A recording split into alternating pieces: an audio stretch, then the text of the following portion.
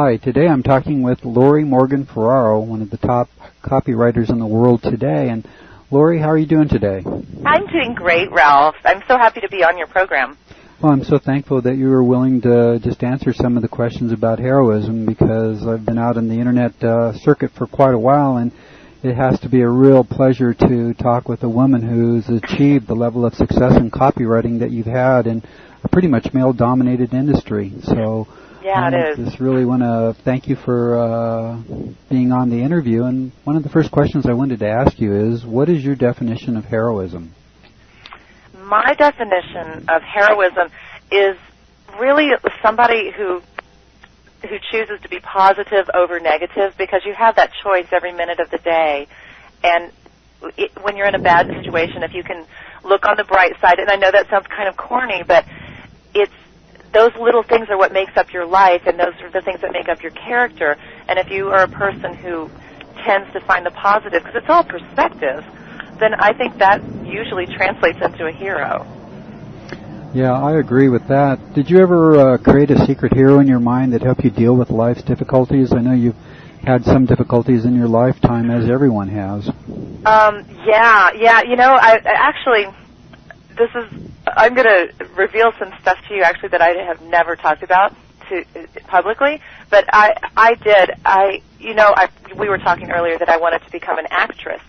Well, the reason I wanted to become an actress when I was growing up is because I had a horrible, horrible childhood, and I had like a double life. In order to survive mentally, I turned to movies, I turned to television shows and escapism, and I was very, caught up into the celebrity world and into movies, and that's why I had such an establishment with acting early on. It was just for survival mode. So there wasn't one particular hero in my mind, like that was a persona, but it was just this escapism. But people like, say, Harrison Ford in Star Wars, I would sort of adopt those types of characteristics of being fearless and of being strong and even being funny and just courageous. And I would translate those to myself just by, even though he wasn't a real person, he was to me in my mind. So that's such a great question.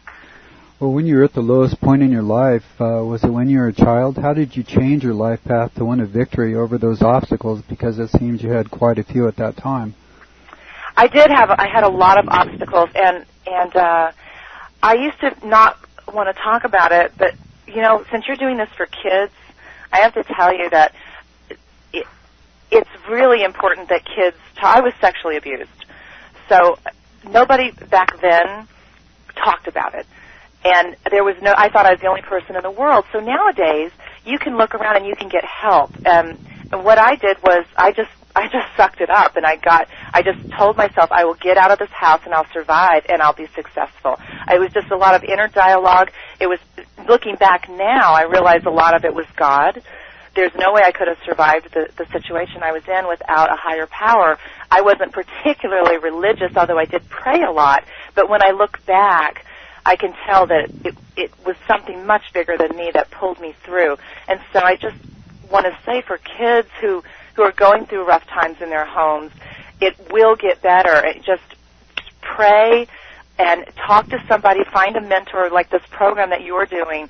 Find somebody who's doing what you want to do, and you can do it. I didn't have that luxury. I just had to pull myself through, and with God. And that's how I did it. Wow, that's quite a revelation. I know that there are a lot of young people, especially girls, that have either been physically abused or sexually abused or just emotionally abused, and it's a devastating thing for young women. It is, and you feel completely helpless. Looking back, I think, well, why didn't I do this? Why didn't I do that? But you're a kid, and you're locked in that, and it is a little different now, because people will listen to you much more so than back then. It was very hush-hush, and you just have a helpless feeling. What was the dream or vision that you had during that time that helped you keep your life together and just achieve the level of success that you have? It was kind of baby steps. When I got out of high school, I knew that I was going to go to college. That was just a given. The man who was abusing me had left the country, so I was able to relax a little and focus on myself.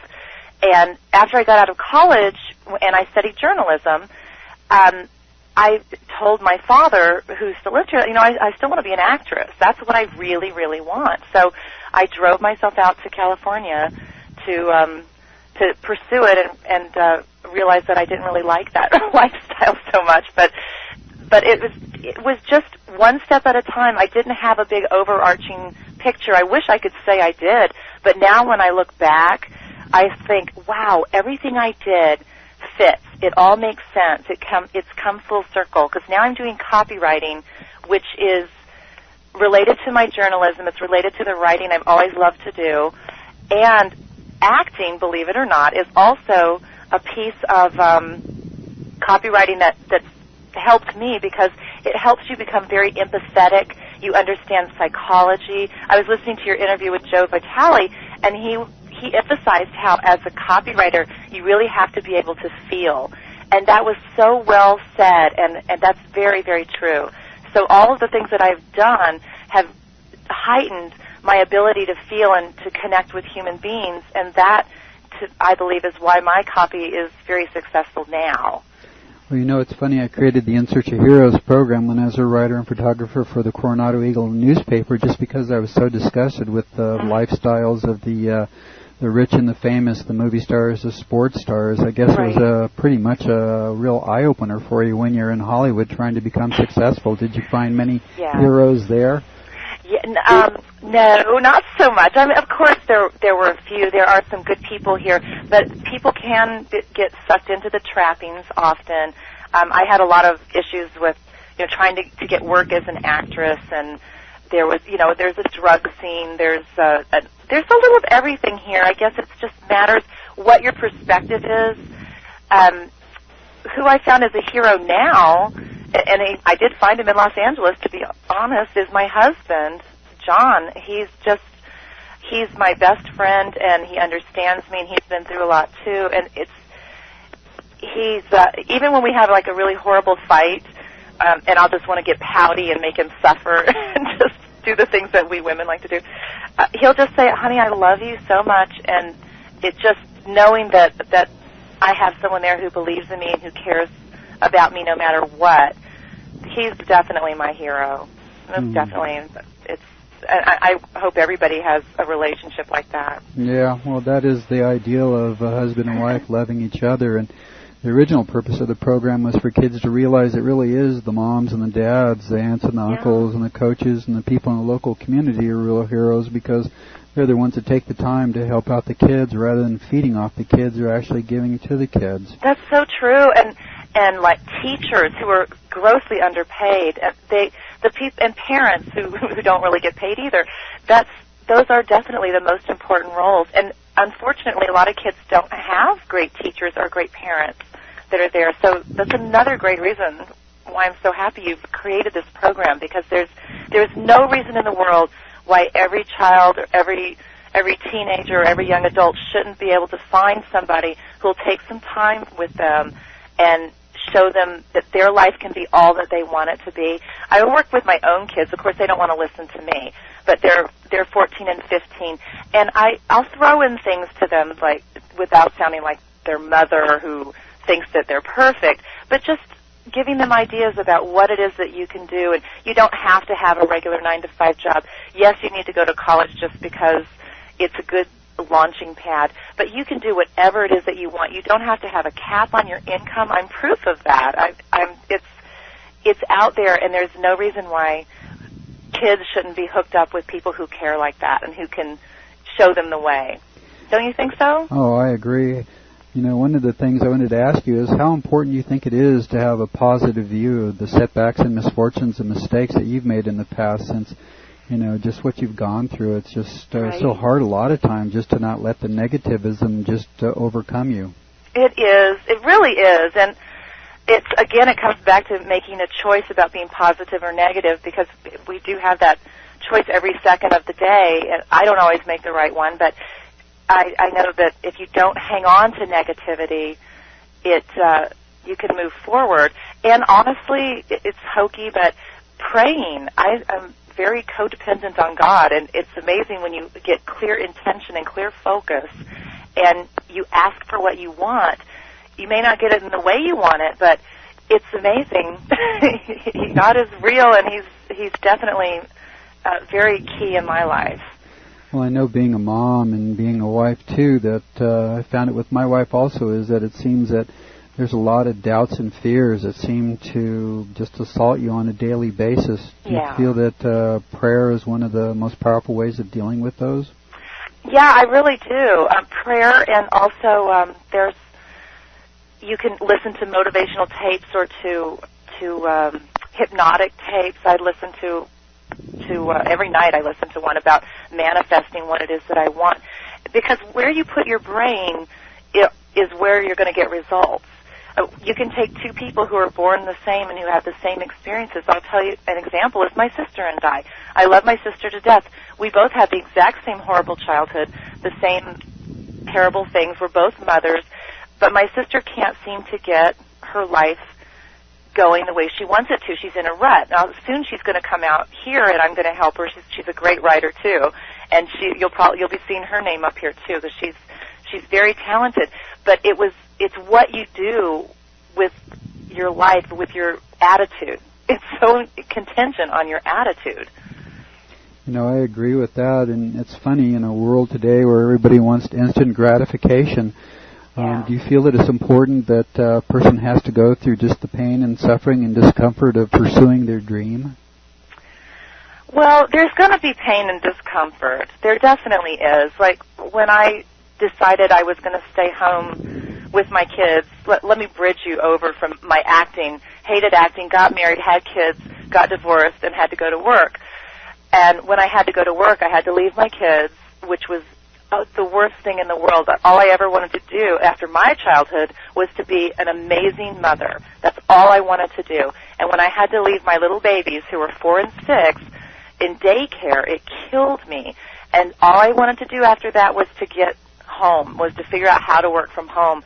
So I quit my job, and I became a copywriter. I was already doing some freelance writing, but I didn't have a net, I didn't have a backup plan. All I knew is I wanted to be home with my kids, and for several years I made less than $5,000. I mean, that's poverty. But it was more important to me to be home with them. I wouldn't, get my nails done. I wouldn't get my hair done. I would pinch pennies and do everything I could do to make sure that I could be home with them, and I sacrificed that, and now I have an amazing business, and now I want to give back. So you're going to have to go through some discomfort, most likely, but it makes you appreciate what you've got.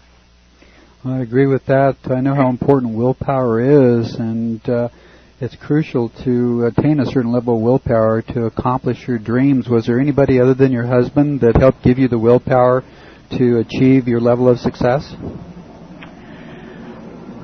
Well, I have very good friends, and that's been a great help. I've always had good friends, so I think that's something. They change through time, though, don't they? I have a group of my college friends who were very motivated, and then I had a group of my girlfriends I've been close with for 20 years who just think that I can do anything, and we're very supportive of each other. So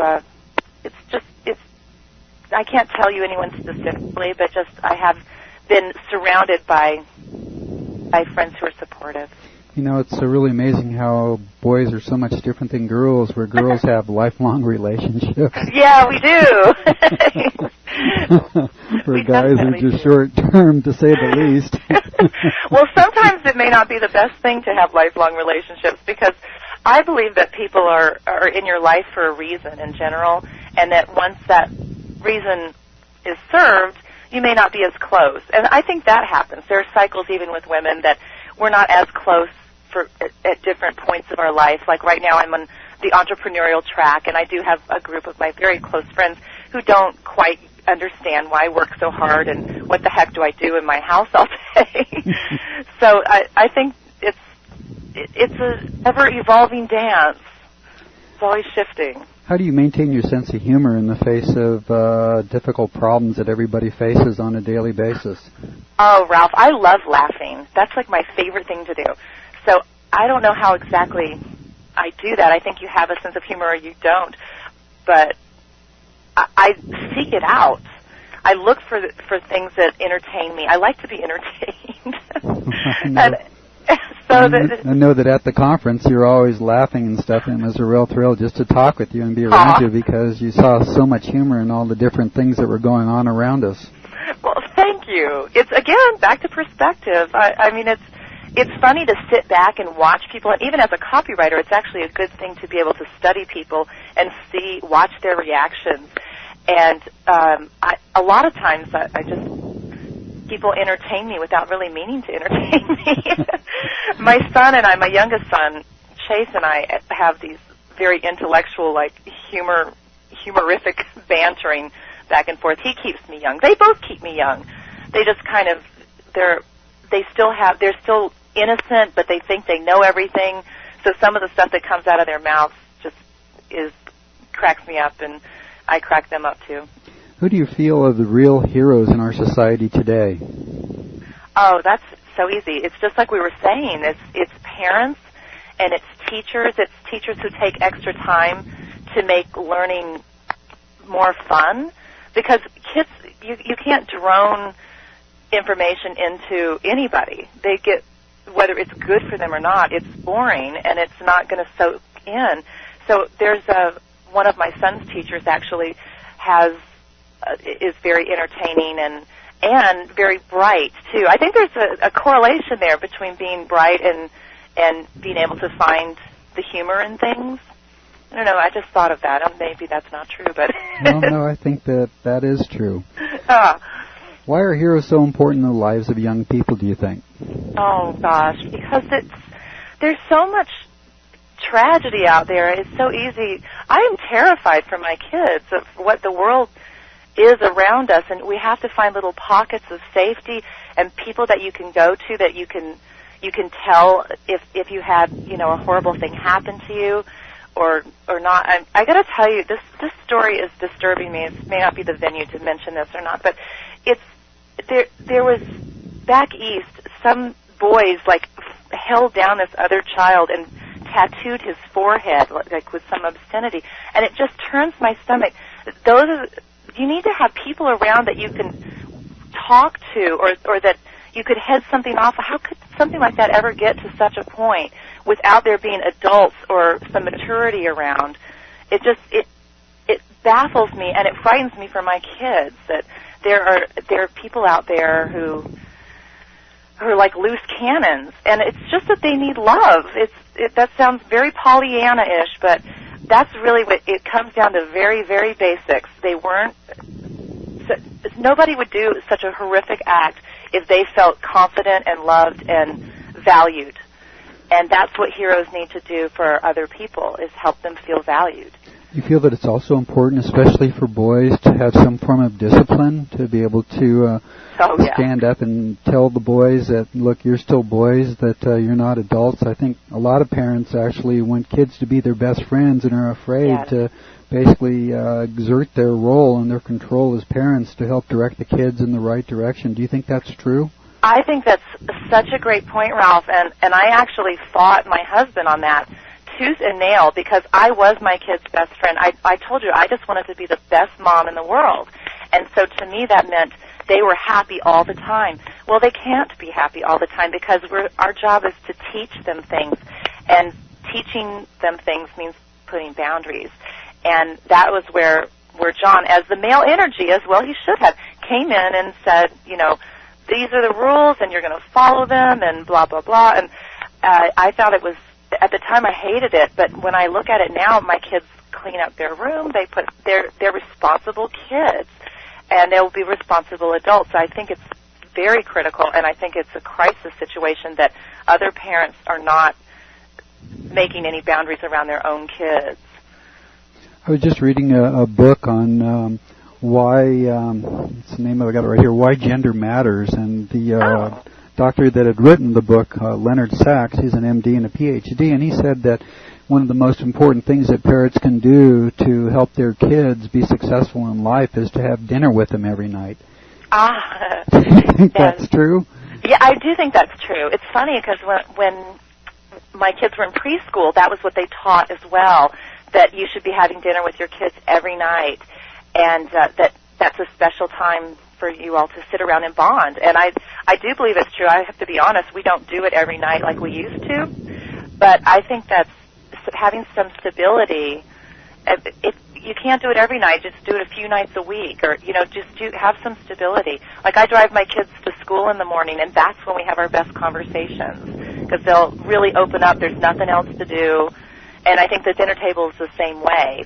There's nothing else really to do, so you're forced to interact, and it's a nice sense of it's a nice ritual. Who do you think are the heroes today that aren't really getting the recognition they deserve? The heroes today who aren't getting, there's so many people who aren't getting the recognition they deserve. There's so many teachers, again. They have to put up with kids who are in a classroom who often, a lot of kids, a lot of personalities in a classroom. And they're supposed to teach them and to keep them safe and to be hopefully good role models. And they get paid horribly. They get treated badly. I have a couple of friends who are teachers in high school, and the students, many of them don't have respect for the teachers, and it's all cyclic. It's horrible. They don't have respect because they don't have any parenting at home, and that's again where your program comes in to play. These kids have to be realistic about what are they going to do with their lives. They may think they're tough right now, but in 5 or 10 years, are they going to be, garbage men? What do they want to do? They have all the power in their hands right now, and people just need to show them that they have it. That's true. How does it feel to be recognized as a hero? I know that very few people ever get the credit that they deserve for making a positive difference in the lives of others. How do you feel about it? It makes me feel awesome. I feel really great, and the way you've got this program set up where I know it's going to attract so many people, that makes me feel really good, because I hope if I just have the message for one person that something that I say can make their lives a little bit better or it can shift their attitude, then that's the best feeling in the world. What do you think the In Search of Heroes program, what type of impact do you think it'll have on youth and parents and business people? The way you got it going, it's going to have a huge impact. My only concern is that it's only online, and while I'm always online, and most people are online, I think, there are other people it won't reach. But as it grows online, hopefully it'll be taken out in a bigger way as well, and people will know that there's a place for them to come and get some support. It's a great program you've got going, and it's such a heartfelt need that you're filling. Well, it's funny. I've always been a firm believer that the pen is mightier than the sword. Yes. And being a copywriter, you have the ability to tap into people's emotions to help motivate them to do things that would benefit them. How important do you think it is for kids to learn how to copywrite these days? Well, I think writing in general is a great way to get your emotions out on paper. Keeping a journal, whether anybody ever sees it or not, or even if you write something and throw it away, it's a physical act of putting your emotions into a physical place. I don't know that copywriting per se, it's a great career, don't get me wrong, it's a great career, but copywriting is really selling. So I don't know that it's important that they learn to copyright. I think it's very important that they learn how to express themselves on paper. I think that's critical. And whatever they use it after that, like I said, copywriting is a great way to make a living. And you have to be in touch with your feelings, and you have to understand human psychology. And I think all those things intertwine to make the perfect career for me, but it may not be perfect for everybody. Just so as long as people are writing, that's very, very powerful. Like you said, the pen is mightier than the sword. Well, don't you think that just the aspect of writing, that virtually anything that any of the kids write has a purpose of trying to change people's minds in some way. True. Yes, absolutely. Absolutely, and that is copywriting. Yeah, so I think that copywriting has been narrowed down to too small a field, that any writing that is geared to help address people's emotions and help motivate them in a better direction, either to invest in something that's beneficial for them or just some type of activity that would help society. Yeah, that's a really good point. I like your slant on that. That's good. You know, what are the things parents can do that will help their children realize that they too can be heroes and make a positive impact on the lives of others? Well, spend time with your kids. That's a good one. It's very easy to get caught up in our own worlds, and we're tired if you work a regular job, or even if you don't. You put a lot of time into just to maintaining your house and your health and your finances. But take some extra time and really visit with your kids and sit with them when they're watching their goofy cartoons, or just see what is in their lives. I think that would help a lot. It'll go a long way toward connecting, and show them some respect. They'll show it back to you. It's my ex-husband is actually dating this other woman who I like very much, but she was wondering why my son didn't like her or wouldn't talk to her. He was watching TV, and so she walked over and she just turned off the TV, and she goes, "Okay, I want you to tell me why you don't like me." Well, that's not respectful. Being respectful would be saying, let's make, when you're done, I'd like to spend 5 minutes with you and talk with you. And would that work out for you within your schedule? Those kinds of things, instead of slamming down the law, and just be more respectful. Well, you'd probably be a perfect person to answer this question about, do you have any good solutions to the problems facing society, especially racism, child and spousal abuse, and violence among young people? That is such a tough question. That is a tough one. Yes, if everyone would listen to me, society would be much better. I seriously believe that it comes back to God, and that prayer and not forced prayer. Of course, it gets very very sticky when you start bringing God into the picture. But for my own belief, my God, I believe that if everybody were more in touch with just the golden rule and loving each other. And again, I know it sounds so Pollyanna, but these little tiny things, they make such a difference. Be of service to other people. Go out and do something for your neighbor. There were some clothes in my laundry room. I live in an apartment, and they were in the dryer, and I needed the dryer. So I folded that person's clothes, and I never said anything to them. I have no idea who it was, but I know that made their day, and that made me feel good. If you do things that make you feel good by making other people feel good, it's such a ripple effect. It goes a really long way, and it's the tiniest little thing. Let somebody out in front of you, in the car instead of jamming on the accelerator. Little things like that. If you can make it your business to try to do some of those every day, and then at night when you go to bed, think about 10 things that you're grateful for. Boy, that's really good advice. So you're a firm believer in spontaneous acts of kindness. I guess I am. I guess I am, because it's very selfish. It makes me feel good, and I'm not that different than everybody else. It would make you feel good. It would make anybody feel good. So I would say give it a try. If you had 3 wishes for your life in the world that would come true instantly, what would they be? 3 wishes for myself in the world? Oh, my goodness. Well, I would want my sons to both find their passion and to follow it, whatever that is. I would support that. I would like... I can't say world peace, because that's so hokey. It's like mixed congeniality. But quite honestly, I really do have... racism is so stupid. I wish that were eradicated. We're all human beings. It's ridiculous to think otherwise, that we're better than anybody else.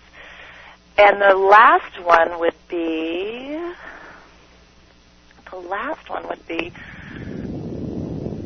I would like to, and you're helping me with this actually, I'd like to be able to help young girls have a better sense of themselves, a better confidence, and to know that, you know, you can compete in any field on any level and make it. And it's, I think girls need a little bit more self-confidence right now than boys do. No, I agree wholeheartedly with that, and I just appreciate your honesty and integrity and just the ability to share with people just the things that you've been through, because it is such an inspiration for young people to realize that, you know, you have to go through a lot often to achieve the levels of success that you have. Yeah, it's sadly it's true. But you appreciate it more. Yes, I think that's true. Well, Lorrie, I really appreciate this opportunity to do an interview with you. And if you have one parting word of advice for all the young people that would be listening to your interview, what would it be? My parting advice would be to be grateful for whatever it is that you have, because everything looks better when you start to realize what it is that you've got under your own 2 feet right now. So gratefulness is important. I think it is. Well, Lorrie, I really appreciate your time and want to thank you again for volunteering to help with the program. I am so honored that you asked me to do it. I really am, and I would do everything to spread the word of your program because it's amazing. Well, you're a hero to me. Thank you, and you are to me. Well, thank you. Okay, well, thanks again, and I want you to have a good day.